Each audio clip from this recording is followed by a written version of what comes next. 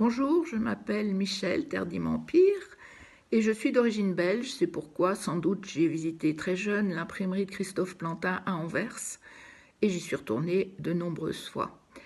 J'ai fait des études de médecine à Paris, je suis devenue française, j'ai fait ma carrière de médecin en banlieue parisienne et dès que j'ai pu, j'ai essayé de faire connaître Christophe Plantin.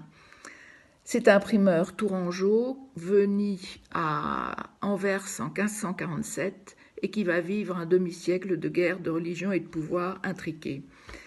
En 1547, Anvers était une métropole florissante, centre commercial, des routes tant terrestres que maritimes, par où transitaient de nombreux objets, de nombreuses valeurs, que ce soit les poivres, les épices de l'Orient, les quintaux de noix, les papiers, les verres de Venise, le vin rhénan, le cuivre et les métaux d'Allemagne du Sud, les draps d'Angleterre, que sais-je, les poissons des pêcheries de la Zélande.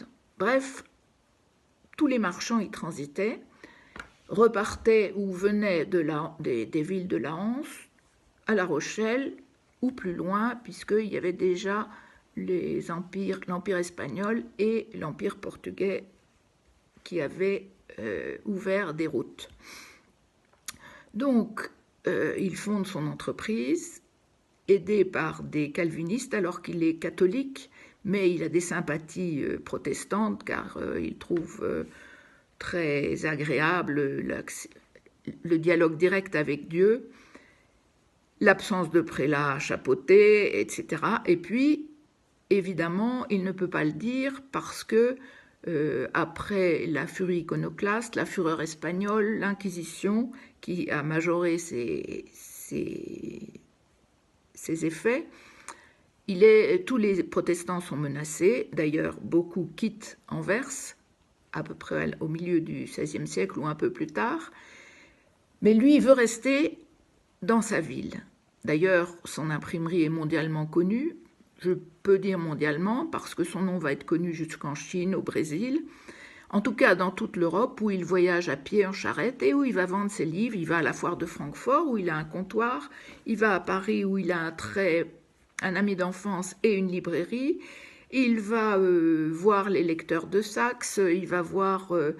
Non, il n'est pas allé à Venise, mais Manuzio, le grand imprimeur de Venise, l'invite à plusieurs reprises.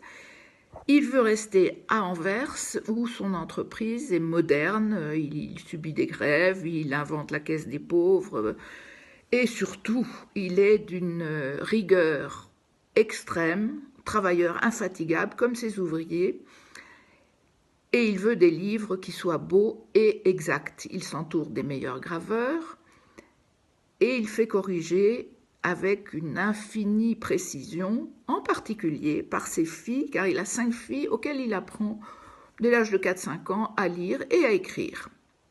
Il veut qu'elles aient le même métier possible que les hommes.